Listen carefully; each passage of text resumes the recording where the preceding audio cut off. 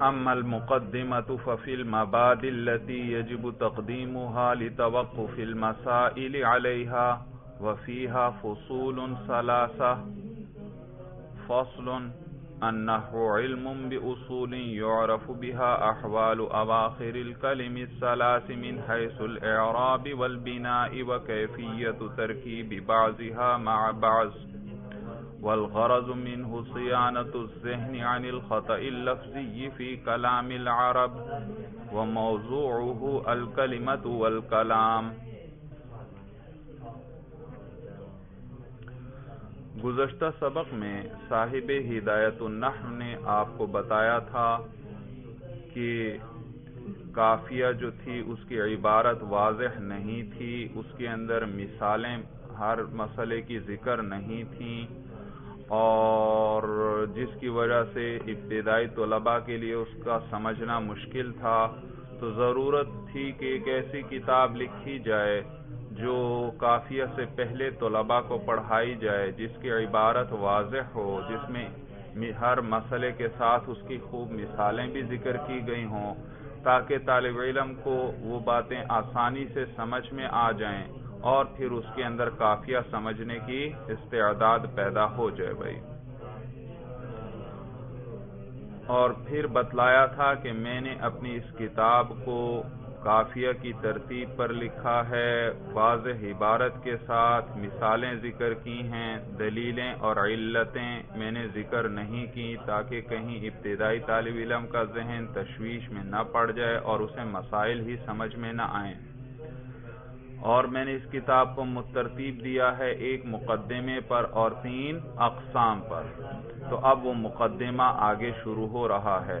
تو کہتے ہیں اما المقدمہ تو مقدمہ جو ہے ففی المبادی، مبادی ابتدائی باتیں، تو مقدمہ جو ہے ففی المبادی ان ابتدائی باتوں کے بارے میں التی یجب تقدیمها کہ جن کو واجب ہے مقدم کرنا، لتوقف المسائل علیہا اس لیے کیونکہ مسائل ان پر موقوف ہیں. تو مقدمہ جو ہے اس میں مصنف فرما رہے ہیں کچھ میں ایسی ابتدائی باتیں ذکر کروں گا جن کو مقدم کرنا ضروری ہے، جن کو پہلے ذکر کرنا ضروری ہے، اس لیے کیونکہ آگے آنے والے مسائل ان پر موقوف ہیں. تو وہ مسائل اس پر موقوف ہوئے اور یہ مقدمہ موقوف علیہ ہوا. یہ سمجھ میں آئے گا تو مسائل سمجھ میں آئیں گے. تو وہ مسائل اس پر موقوف اور یہ مقدمہ کیا موقوف علیہ. اور موقوف علیہ کیا ہوتا ہے؟ موقوف پر مقدم ہوتا ہے. تو اسی لیے کہا مقدمہ ففی المبادئ التی یجب تقدیمها لتوقف المسائل علیہا. تو مقدمہ جو ہے ان ابتدائی باتوں کے بیان میں کہ جن کو مقدم کرنا واجب ہے بوجہ موقوف ہونے مسائل کے ان پر. وفیہا فصول ثلاثہ اور اس کے اندر 3 فصلیں ہیں بھائی. یہ مقدمے میں کچھ باتیں ذکر کریں گے، ان کو سمجھ لیں گے تو آگے مسائل کا سمجھنا آسان ہو جائے گا. تو پہلی فصل ذکر کر رہے ہیں. یاد رکھیے اس پہلی فصل کے اندر وہ علم نحو کی تعریف ذکر کریں گے، علم نحو کی غرض و غایت یعنی اس کا مقصد ذکر کریں گے کہ علم نحو سیکھنے کا مقصد کیا ہے، اور اس کے موضوع ذکر کریں گے کہ اس علم کا موضوع کیا ہے، کس چیز کے بارے میں اس علم میں بحث کی جائے گی. تو سب سے پہلے تعریف کر رہے ہیں بھائی، کہتے ہیں النحو علم باصول. علم کا معنی ہے جاننا، اصول جمع ہے اصل کی، اور اصل کہتے ہیں قانون کو اور ضابطے کو. تو النحو علم باصول، علم نحو جو ہے وہ جاننا ہے ایسے اصولوں کو یعرف بها احوال اواخر الکلم الثلاث کہ جس کے ذریعے پہچانا جائے گا 3 کلموں کے آخر کو. دوبارہ ترجمہ سنیں بھائی. علم نحو ان قوانین کے جاننے کا نام ہے کہ جن کے ذریعے جانا جائے گا 3 کلموں کے آخر کے احوال کو، من حیث الاعراب والبناء معرب اور مبنی ہونے کی حیثیت سے کہ معرب کہ یہ مبنی ہے یا معرب ہے، اور پھر اگر معرب ہے تو اس کے آخر میں اس کو کس طرح پڑھنا ہے. وکیفیت ترکیب بعضها مع بعض، ترکیب کا معنی ہوتا ہے جوڑنا، بعض کو بعض کے ساتھ جوڑنے کی کیفیت. کیفیت ترکیب بعضھا مع بعض، بعض کو بعض کے ساتھ جوڑنے کی کیفیت، بلکہ با محاورہ ترجمہ یوں کریں، ایک دوسرے کے ساتھ جوڑنے کی کیفیت، یعنی کلموں کو آپس میں جوڑیں گے تو کس طرح جوڑیں گے، کس طرح جوڑیں گے؟ مثلا فعل کے بعد فاعل آنا ہے، اس کے بعد کس کو لانا ہے؟ مفعول لانا ہے، اور فاعل پر کیا اعراب آئے گا؟ مفعول پر کیا اعراب آئے گا؟ اور انا کو کس پر داخل کریں گے؟ اسم پر یا فعل پر؟ یہ ہمیں بتلائیں گے۔ اور اسی طرح حروف جارہ کس پر داخل ہوں گے، اور ان مصدریہ وغیرہ یہ کس پر داخل ہوں گے، ان کو آپس میں کیسے جوڑا جائے گا بھائی، یہ ساری چیزیں اس میں ذکر کریں گے بھائی۔ تو دیکھیے دوبارہ ترجمہ سن لیں کہ علم نحو وہ جاننا ہے ایسے قوانین کو کہ جن کے ذریعے پہچانا جائے گا تین کلموں کے آخر کے احوال کو معرب اور مبنی ہونے کی حیثیت سے، اور کیا جانا جائے گا؟ کیفیت ترکیب بعضھا مع بعض، ایک دوسرے کے ساتھ جوڑنے کی کیفیت، یعنی اسم فعل حرف وغیرہ کو ایک دوسرے کے ساتھ جوڑنے کی کیفیت کو جانا جاتا ہے۔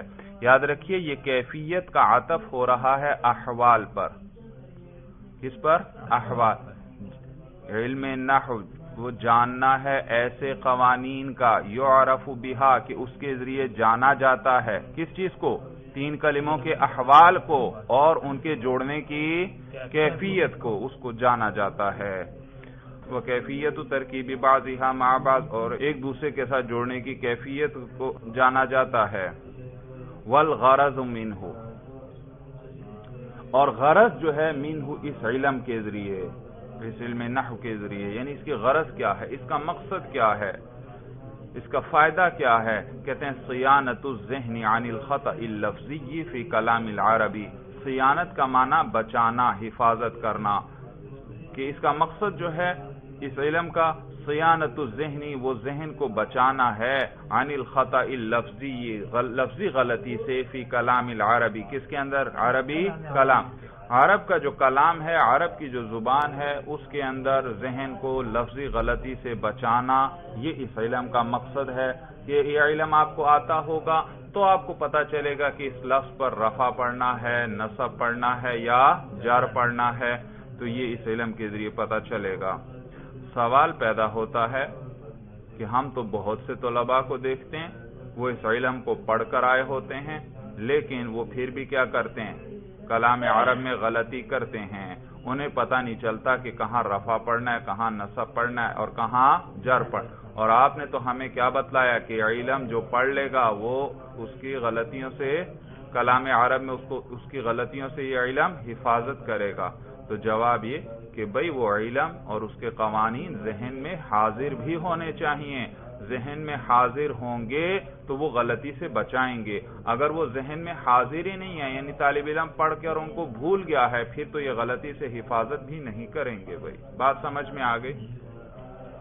تو کہتے ہیں والغرض منہ صیانت الذہن عن الخطأ اللفظی فی کلام العربی، اور علم نحو کی غرض جو ہے وہ ذہن کو بچانا ہے لفظی غلطی سے، کس میں؟ کلام عرب میں۔ لفظی غلطی یعنی تلفظ میں غلطی ہم نہ کریں، رفع نصب جر وغیرہ کہاں پڑھنا ہے، کس طرح پڑھنا ہے۔ وَمَوْضُوعُهُ الْكَلِمَةُ وَالْكَلَامُ، اور اس علم کا موضوع کلمہ اور کلام ہے۔ اس علم نحو کا موضوع کلمہ اور کلام ہیں۔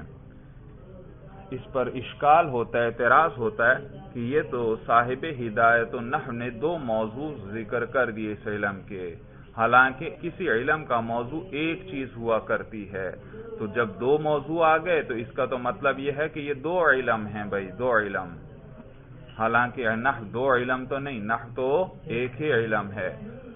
اعتراض سمجھ میں آیا کہ جتنے موضوع ہوں گے اتنے علموں کی تعداد بڑھتی جائے گی، اور ایک موضوع ہوگا تو ایک علم، دو موضوع ہیں تو دو علم، تین موضوع ہیں تو تین علم، تو یہاں تو دو موضوع ذکر کر دیے۔ تو جواب یہ کہ بھائی یہ کلمہ اور کلام بظاہر دو ہیں لیکن در حقیقت ایک ہی ہیں بھائی، کیونکہ وہی لفظ اکیلا ہو تو وہ کلمہ ہے، اور وہی لفظ دو یا زیادہ ہوں اور ان میں اسناد ہو تو وہی کیا ہے؟ کلام ہے، کلام ہے۔ تو یہ ایک ہی چیز ہے، کلمہ وہی مفرد ہونے کی حالت میں اور کلام وہ ترکیب کی حالت میں بھائی، کیونکہ کلام کئی کلموں سے ہی مل کر بنتا ہے بھائی، دیکھنے میں تو دو لیکن در حقیقت کیا ہیں؟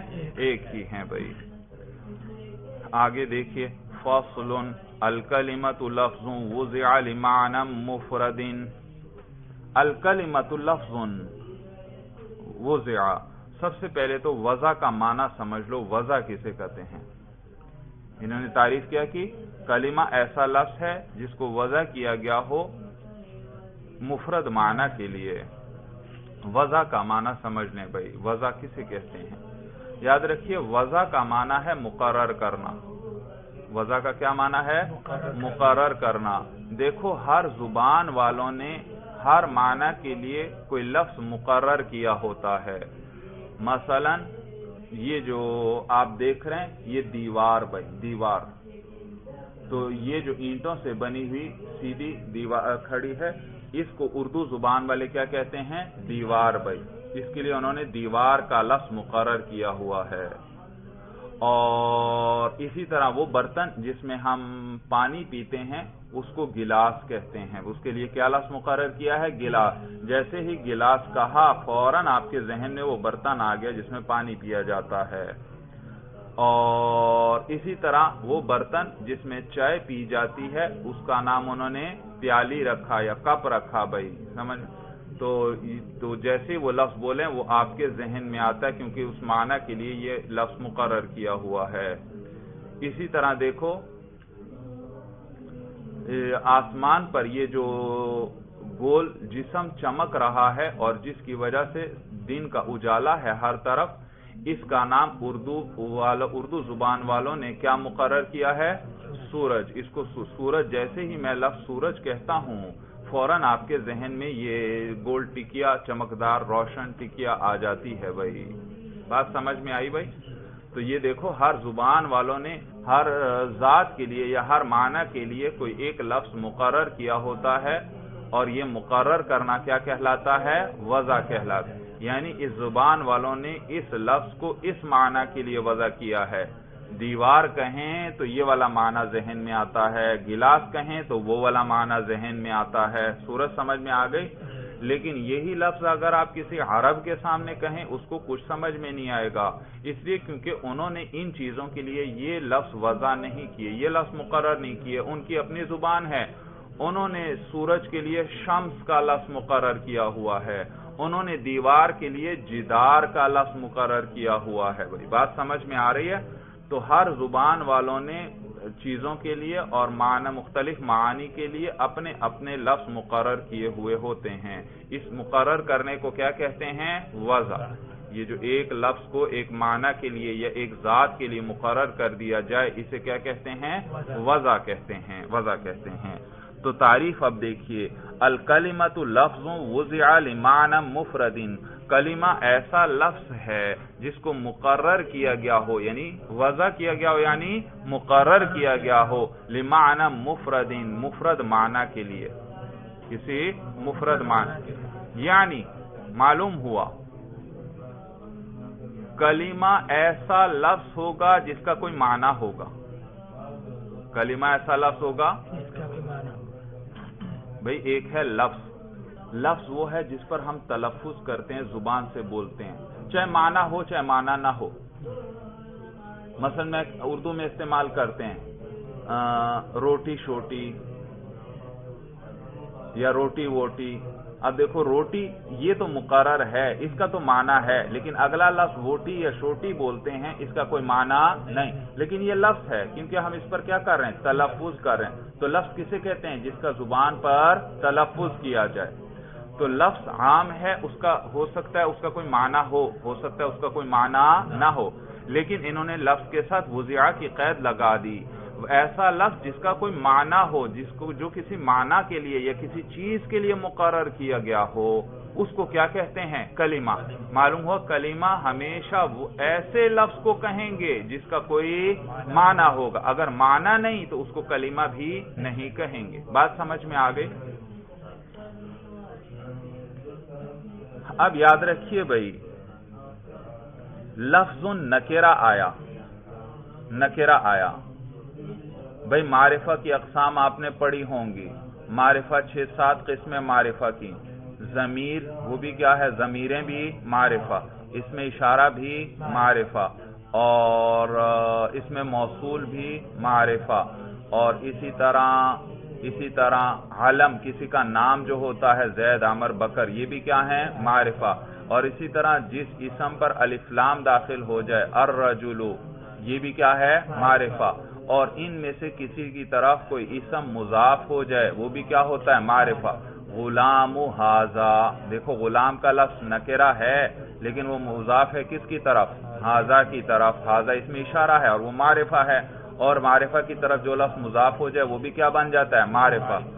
یا اسی طرح غلامہ، دیکھو ہا ضمیر کی طرف مضاف تو معرفہ بن گیا. یا غلام زید، علم کی طرف اضافت ہوئی تو یہ غلام کیا بن گیا؟ معرفہ بن گیا.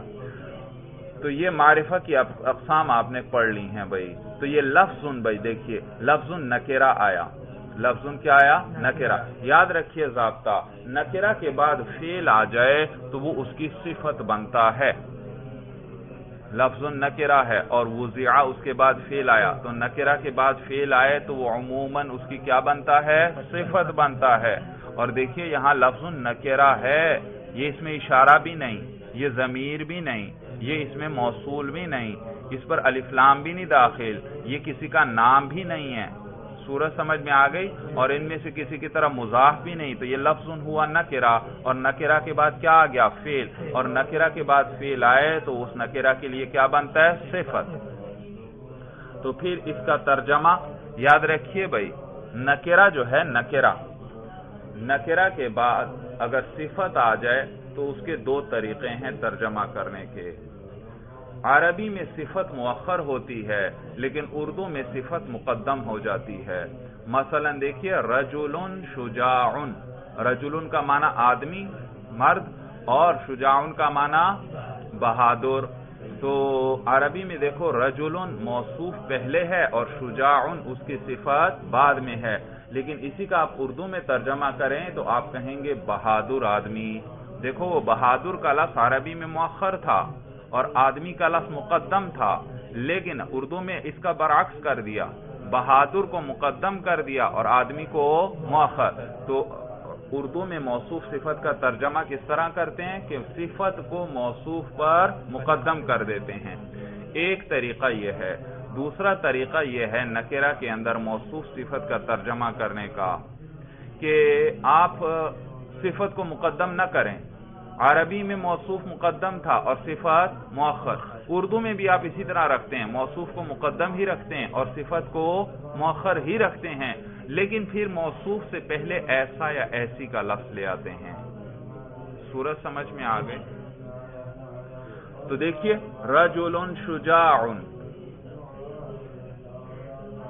موصوف کون؟ رجل. اس سے پہلے ایسا کا لفظ لے آؤ، ایسا آدمی شجاع جو کہ بہادر ہے. دیکھا یہ موصوف. ایک طریقہ کیا تھا؟ صفت کو اردو میں مقدم کر دو اور کیسے ترجمہ کرو؟ بہادر آدمی. دوسرا طریقہ کیا ہے؟ ایسا آدمی جو کہ بہادر ہے. طریقہ آ گیا. ایک طریقے میں صفت کو مقدم کر دیا، دوسرے میں صفت کو مؤخر ہی رکھا، موصوف کو مقدم ہی رکھا. البتہ موصوف سے پہلے کیا لفظ لے آتے ہیں؟ ایسا یا ایسی کا لفظ موقع کے مطابق لے آتے ہیں.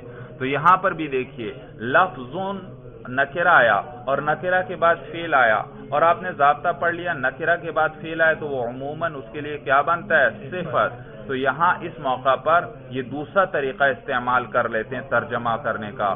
کلمہ ایسا لفظ ہے وضع لمعنی، جس کو مقرر کیا گیا ہو یا جس کو وضع کیا گیا ہو لمعنی مفرد، کسی مفرد معنی کے لیے. ترجمہ سمجھ میں آ گیا بھائی؟ تو لفظ وہ اس کا معنی بھی ہو سکتا ہے، اس کا معنی ہو سکتا ہے اس کا معنی نہ ہو، لیکن جب آپ الکلمہ کہتے ہیں تو پھر اس کا با معنی ہونا ضروری ہے، اس کا کوئی نہ کوئی معنی ہوگا. اچھا اب ایک اور بات یاد رکھیے، یہ مفرد جو ہے مفرد، یہ معنی کی بھی صفت ہو سکتا ہے اور لفظ کی بھی صفت ہو سکتا ہے. اگر اس کو بناؤ لفظ کی صفت تو موصوف صفت کا اعراب ایک ہوتا ہے. لفظ پر پیش ہے، تنوین ہے، مرفوع ہے، تو صفت بھی مرفوع آئے گی. پھر کیسے پڑھیں گے؟ مفردن. تو عبارت یوں ہوئی الکلمۃ لفظ وضع لمعنی مفرد. مفردن پڑھیں گے کیونکہ یہ صفت ہے کس کی؟ لفظ. اور لفظ مرفوع، اس پر رفع پڑھ رہے ہیں تو مفردن پر بھی رفع پڑھیں گے. اور ترجمہ کیسے کریں گے؟ دو صفتیں آ گئیں لفظ کی، ایک وضع لمعنی اور ایک مفردن. اب ہم دونوں طریقے استعمال کر لیتے ہیں. دونوں طریقے کس طرح؟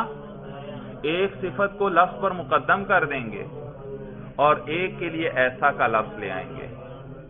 اس کو مؤخر ہی رکھیں گے لیکن اس کے لیے تو مفرد یہ بھی لفظ کی صفت اور وضع بھی لفظ کی صفت. یہ مفرد کو لفظ پر مقدم کر دو، مفرد لفظ، اور اس دوسرا وضع کے لیے ایسا کا لفظ لے آؤ، ایسا مفرد لفظ وضع لمعنی، جس کو معنی کے لیے مقرر کیا گیا ہو، وضع کیا گیا ہو. اب ترجمہ دیکھیے بھائی، الکلمۃ لفظ وضع لمعنی مفرد. کلمہ ایسا مفرد لفظ ہے جس کو وضع کیا گیا ہو کسی معنی کے لیے، یعنی اس کا کوئی نہ کوئی معنی ہوگا. ترجمہ سمجھ میں آ گیا؟ دوسرا طریقہ، دوسری ترکیب یہ کہ اس مفرد کو معنی کی صفت بنائیں. بھائی مفرد کو معنی کی صفت بنائیں اور معنی پر لام جارہ داخل ہے تو یہ معنی مجرور ہے. یہ اس میں مقصور ہے. بھائی جاءنی موسیٰ، رأیت موسیٰ، مررت بموسیٰ، جس کا اعراب تینوں حالتوں میں کیا ہوتا ہے؟ تقدیری.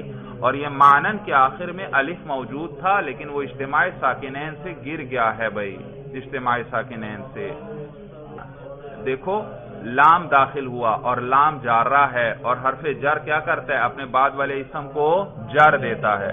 تو یہ اصل میں تھا معنین، لمعنین، کیونکہ جر آئے گا نا، لمعنین تھا.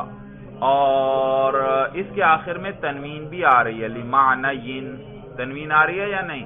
اور تنوین یاد رکھو نون ساکن کا نام ہے. کس کا نام ہے؟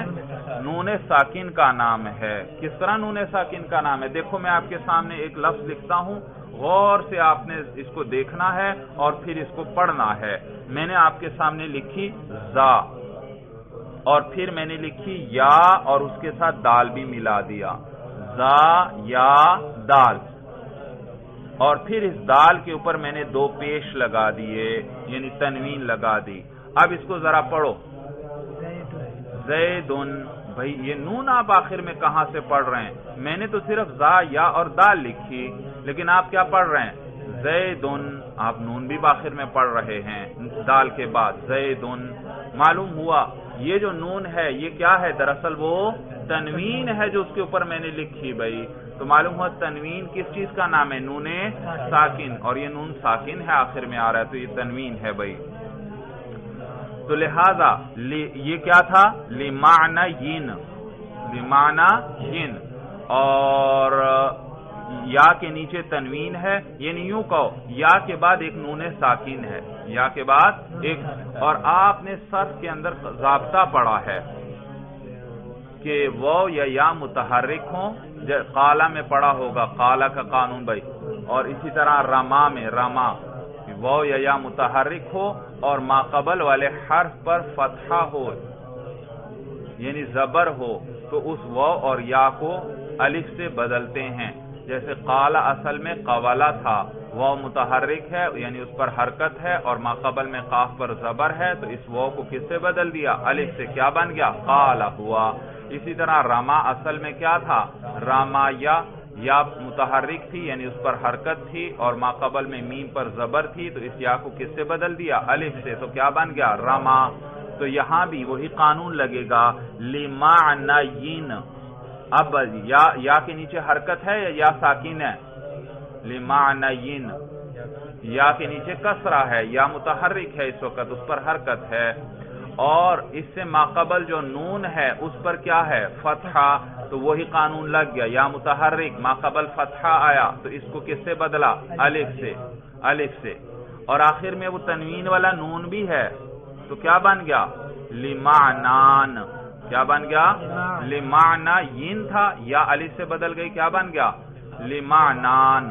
اور پھر الف بھی ساکن، نون بھی ساکن، تو اجتماع ساکنین علی غیر حد ہی آیا تو الف گر گیا، کیا بن گیا؟ لمعنن. تو دیکھو اس وقت یہ کیا ہے؟ لمعنن. تو الف یہاں تقدیراً ابھی بھی موجود ہے اور وہ گرا ہے صرف اجتماع ساکنین کی وجہ سے. اور جس اسم کے آخر میں الف موجود ہو اس کو کیا کہتے ہیں؟ اس میں مقصور کہتے ہیں، جس کے آخر میں الف ہو گئی اس میں مقصور. اور اس میں مقصور جیسے موسیٰ، اس کا اعراب آپ نے پڑھا ہے تینوں حالتوں میں تقدیری ہوتا ہے. جاءنی موسیٰ، رأیت موسیٰ، مررت بی موسیٰ. لہذا یہ لام جارہ ہے اور معنن اس وقت کیا ہے؟ مجرور تقدیراً ہے.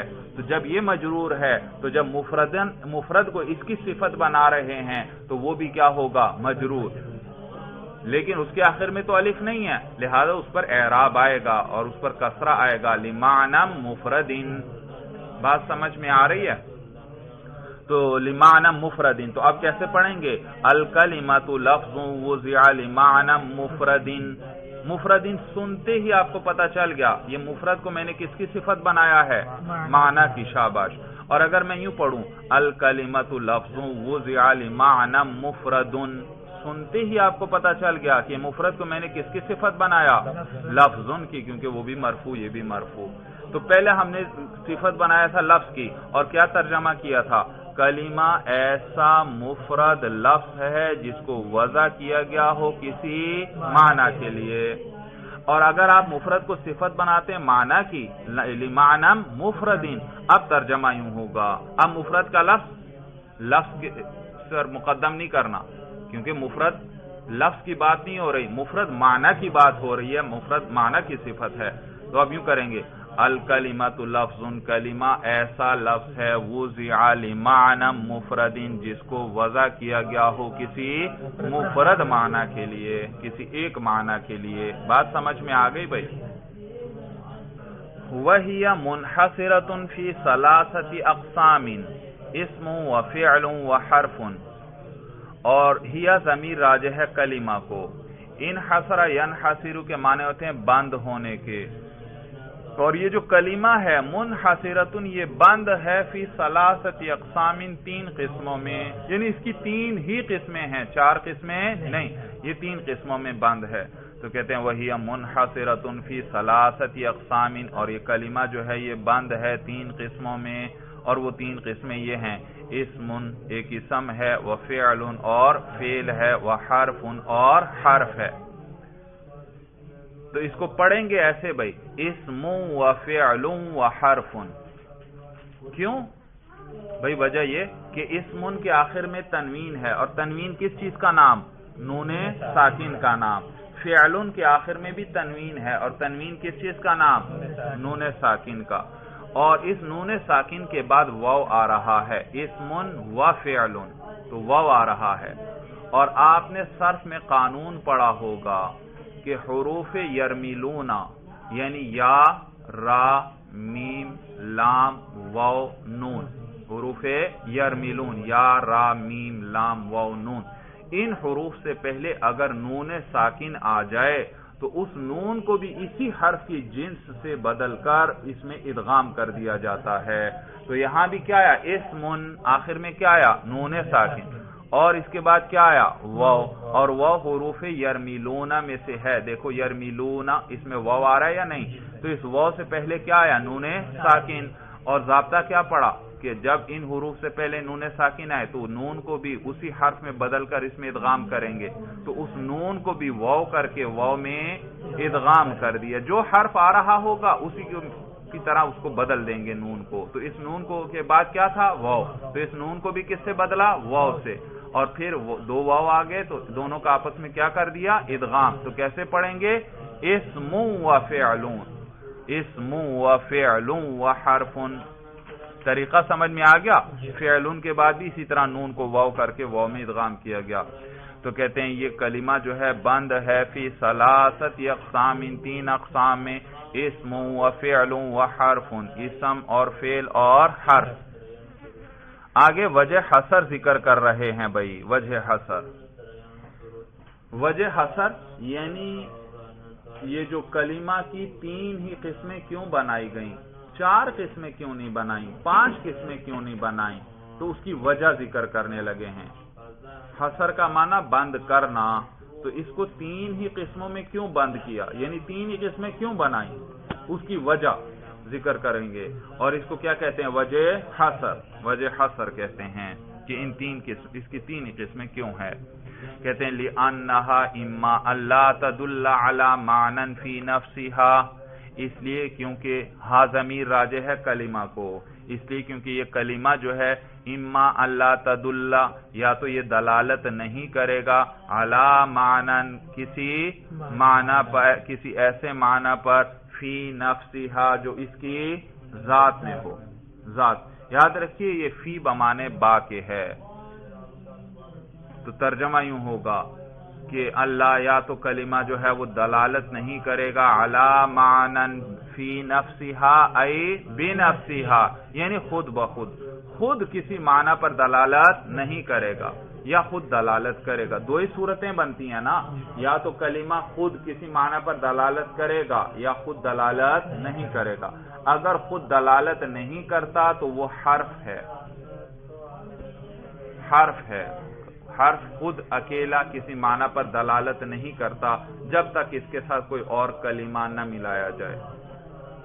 تو کلمہ یا تو وہ خود اپنے معنی پر دلالت، خود کسی معنی پر دلالت نہیں کرے گا یا پھر کرے گا، اور اگر کرتا ہے پھر 2 حالتیں ہیں، یا تو جس معنی پر یہ دلالت کر رہا ہے اس کے ساتھ کوئی زمانہ ملا ہوا ہے یا زمانہ ملا ہوا نہیں۔ اگر زمانہ ملا ہوا ہے تو وہ فعل ہے، اور اگر زمانہ نہیں ملا ہوا تو وہ اسم۔ بات سمجھ میں آ گئی؟ معلوم ہوا حرف اپنے معنی پر خود دلالت نہیں کرتا جب تک اس کے ساتھ کوئی اور کلمہ نہ ملے۔ فعل اپنے معنی پر خود دلالت کرتا ہے اور اس کے معنی کے ساتھ 3 زمانوں میں سے کوئی ایک زمانہ بھی ملا ہوتا ہے، یعنی ماضی، حال یا مستقبل، ان زمانوں میں سے کوئی زمانہ بھی ملا ہوگا۔ اور اسم جو ہے وہ بھی اپنے معنی پر خود دلالت کرتا ہے لیکن اس کے ساتھ 3 زمانوں میں سے کوئی زمانہ ملا ہوا نہیں ہوگا۔ تو کہتے ہیں اس لیے کیونکہ یا تو وہ کلمہ جو ہے وہ دلالت نہیں کرے گا علی معنن فی نفسہا ای بنفسہا، کسی معنی پر خود دلالت نہیں۔ یاد رکھیے حرف اپنے معنی پر خود دلالت نہیں کر سکتا اکیلا۔ بھائی مثال سے بات آپ کو سمجھ میں آئے گی۔ بھائی میں ایک لفظ آپ کے سامنے بولنے لگا ہوں، دیکھیے آپ کو اس کا معنی سمجھ میں آتا ہے یا نہیں؟ ابتداء، ابتداء کا کیا معنی ہے؟ شروع کرنا۔ دیکھو آپ کو اس کا ابتداء لفظ بولتے ہی آپ کو اس کا معنی سمجھ میں آ گیا۔ تو ابتداء کا معنی بھی شروع کر۔ اسی طرح مین جو ہے، مین حرف ہے، اس کا معنی بھی شروع کرنا ہے، لیکن میں آپ کے سامنے کہوں مین، آپ کو کوئی شروع کرنا سمجھ میں آیا؟ نہیں، کیونکہ یہ حرف اکیلا اپنے معنی پر خود بخود دلالت نہیں کرتا۔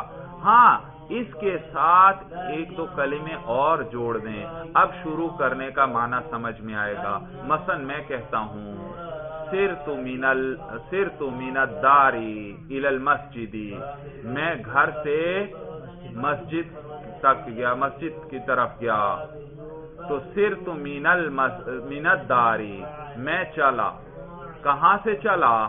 من الدار، گھر سے۔ معلوم ہوا یہ چلنے کی ابتدا کہاں سے ہو رہی ہے؟ گھر سے۔ یہ کس نے بتایا؟ من نے۔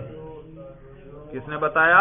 من نے بتایا۔ تو دیکھو من نے بھی ابتدا والا معنی ادا کیا، اور لفظ ابتدا بھی یہی ابتدا والا معنی ادا کرتا ہے، لیکن ابتدا کا لفظ وہ خود بخود اپنے معنی پر دلالت کرتا ہے، وہاں کسی اور کلمے کو ساتھ جوڑنے کی ضرورت نہیں۔ لیکن من کے اندر لفظ کو جوڑنے کی ضرورت ہے کہ کہاں سے آغاز ہو رہا ہے، تو من کے بعد الدار آیا، معلوم ہوا کہ آغاز ابتدا کہاں سے ہو رہی ہے؟ دار سے۔ اور کس چیز کی ابتدا ہو رہی ہے؟ اس کے لیے ما قبل میں سرت آ گیا کہ میں چلا، یعنی چلنے کی ابتدا ہو رہی ہے۔ تو من بھی ابتدا کا معنی ادا کرتا ہے اور لفظ ابتدا بھی، لیکن لفظ ابتدا اپنے ساتھ کسی دوسرے کلمے کو جوڑنے کا محتاج نہیں، یہ معنی ادا کرنے کے لیے وہ خود بخود کیا کر دیتا ہے، اس معنی کو ادا کر دیتا ہے اور اس پر دلالت کر دیتا ہے اور وہ سمجھ میں آ جاتا ہے۔ اور من بھی ابتدا کا معنی ادا کرتا ہے، ابتدا کے معنی کے لیے آتا ہے، لیکن اس سے من سے ابتدا کا معنی سمجھ میں نہیں آتا جب تک اس کے ساتھ اور کلمے کو نہ جوڑا جائے۔ بھائی یہ معنی ہے لِأَنَّهَا، تو معلوم ہوا بھائی حرف خود اپنے معنی پر دلالت کرتا ہے کہ نہیں کرتا؟ خود نہیں کرتا، بلکہ کس کا محتاج ہے کہ اس کے ساتھ کسی دوسرے کلمے کو جوڑا جائے، اور اسم اور فعل کسی دوسرے کلمے کے جوڑنے کے محتاج نہیں۔ یہ معنی ہے لِأَنَّهَا إِمَّا أَلَّا تَدُلَّ عَلَى مَعْنًى فِي نَفْسِهَا، اس لیے کیونکہ وہ کلمہ یا تو وہ دلالت نہیں کرے گا کسی معنی پر خود بخود، اور وَهُوَ الْحَرْفُ، اور وہ کون ہے؟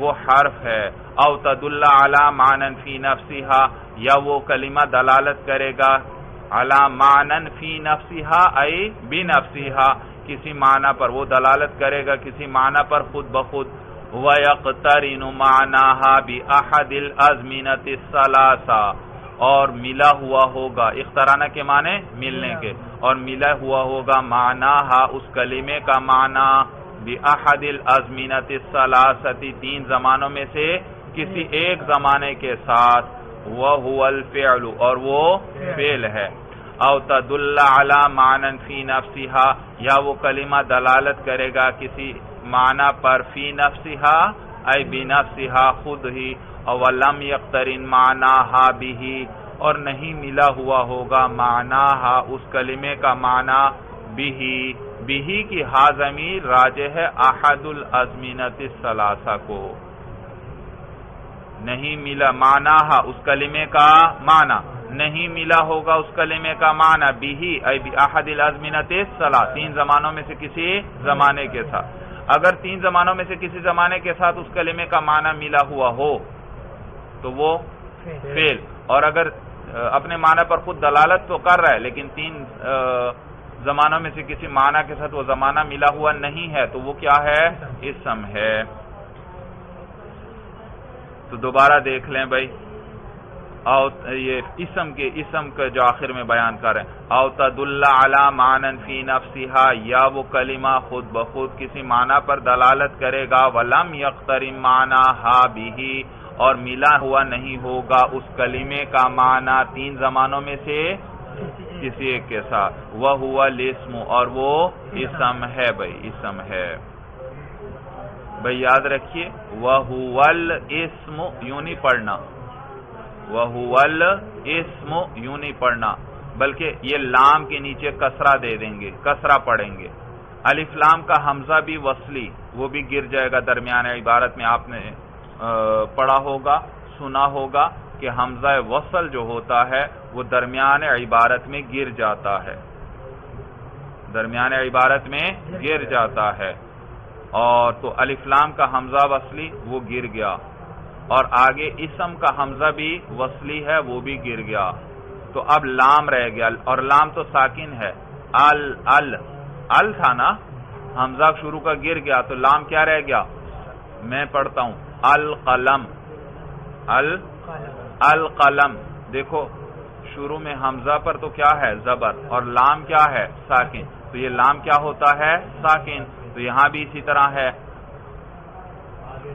حمزہ تو گر گیا اور لام کیا ہے؟ ساکن، اور آگے اسم کا حمزہ بھی گر گیا، اور آگے سین بھی ساکن، لام بھی ساکن اور سین بھی ساکن، اور دونوں حمزہ گر گئے ہیں تو دو ساکن اکٹھے ہو گئے، تو یاد رکھیے اس صورت میں پھر پہلے حرف کو حرکت دیتے ہیں، اور ضابطہ ہے الساکن اذا حرک بالکسر، کہ ساکن کو جب حرکت دی جاتی ہے تو وہ اس کو کسرہ والی حرکت دیتے ہیں۔ بھائی تو لام کو کون سی حرکت دے دیں گے؟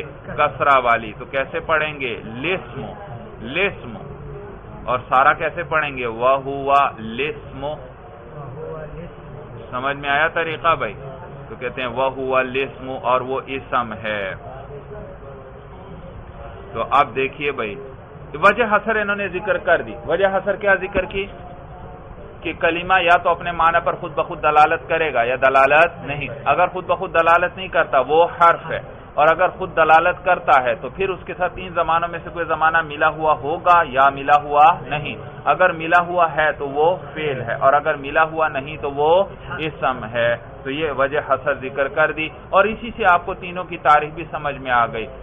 حرف کا پتہ چل گیا کہ وہ خود اپنے معنی پر دلالت نہیں کرتا.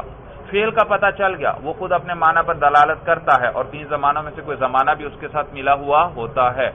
اور اسم کی بھی تعریف سمجھ میں آ گئی کہ وہ اپنے معنی پر خود دلالت کرتا ہے اور 3 زمانوں میں سے کوئی ایک زمانہ اس کے ساتھ ملا ہوا نہیں ہوتا. تعریف سمجھ میں آ گئی. اب وہی بیان کرنے لگے ہیں. تو کہتے ہیں فحد الاسمی، تو اس حد کہتے ہیں تعریف کو. کسے کہتے ہیں؟ جامع مانع تعریف. بھائی اچھا، بس آپ آسان لفظوں میں یاد رکھیے، حد تعریف کو کہتے ہیں. فحد کیسے پڑھیں گے؟ فحد الاسمی یوں نہیں پڑھنا، بلکہ یوں پڑھیں فحد الاسمی. فحد الاسمی دیکھیں تیز پڑھیں گے کسی کو بھی پتہ نہیں چلے گا. وہ سمجھ رہے شاید آپ فحد الاسم پڑھ رہے ہیں، حالانکہ آپ کیا پڑھ رہے ہیں؟ فحد الاسم.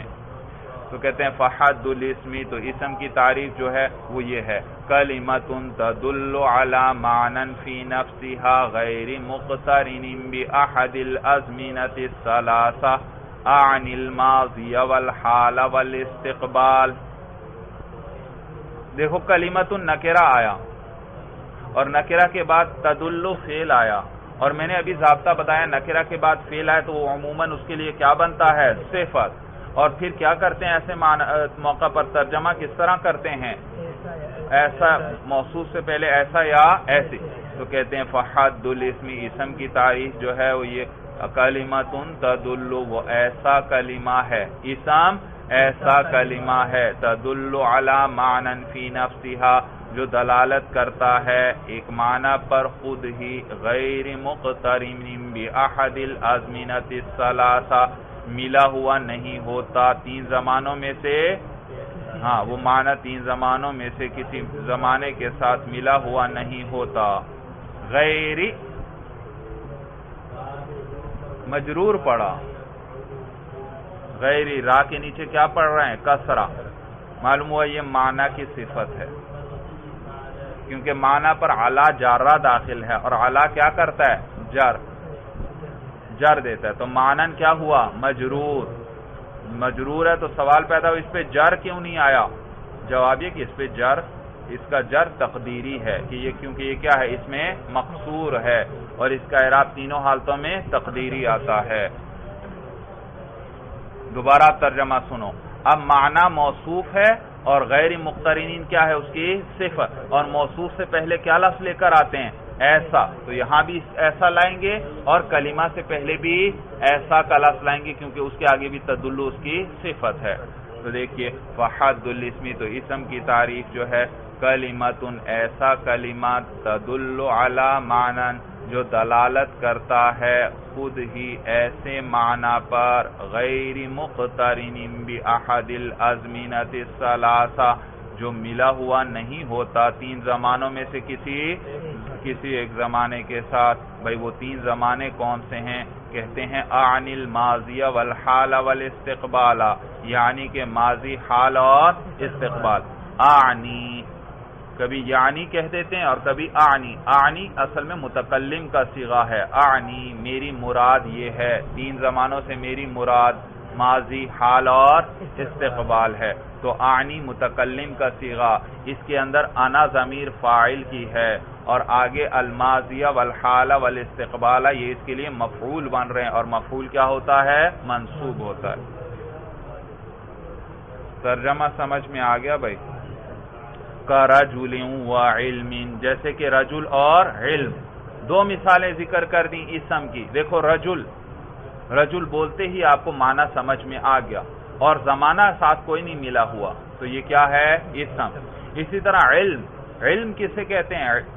آپ کو سنتے ہی معنی سمجھ میں آ گیا اور زمانہ کوئی نہیں ساتھ ملا ہوا، تو یہ بھی کیا ہے؟ اسم. تو صاحب ہدایت النحو نے 2 مثالیں ذکر کر دیں، ایک رجل اور ایک علم. بھائی اور رجل وہ ایسی چیز کا نام ہے جس کے اپنی ذات الگ موجود ہے. مرد کیا ہے، اس کا اپنا، رجل کا اپنا الگ وجود ہے، اور علم اس کا اپنا الگ وجود نہیں، یہ کسی کی صفت بنتی ہے۔ آپ کہتے ہیں زید بڑا عالم ہے، معلوم ہو وہ علم والا ہے، علم کیا ہے، اس کی صفت، تو علم کا اپنا الگ کوئی وجود نہیں ہے۔